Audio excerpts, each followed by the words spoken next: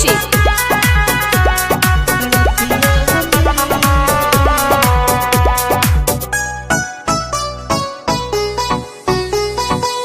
बोलियो न पैलू छोरी चल गईलू कैसे हमर जान हो।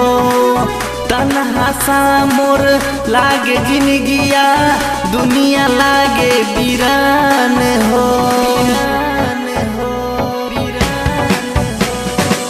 बोलियो न पैलू छोरी चल गईलू कैसे हमर जान हो। तन्हा सा मोर लागे जिंदगिया दुनिया लागे वीरान हो। जुदाई न सहाय कहत मर जाई, जुदाई न सहाय कहत मर जाई।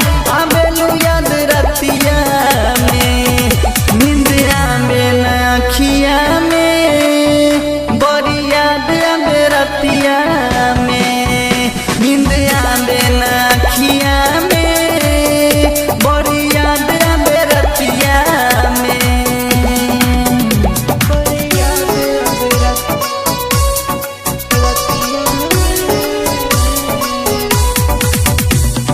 Music by Rohit Dixit.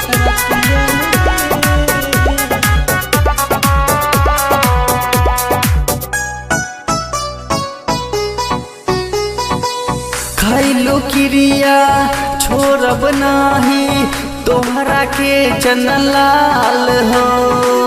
याद तोहर बरिया बेला रानी अब तोहार हो।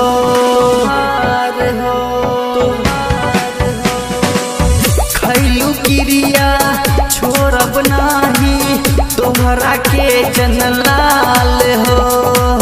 याद तोहर बरिया बेला रानी अब तोहार हो। भूला न हम पाई ऐसी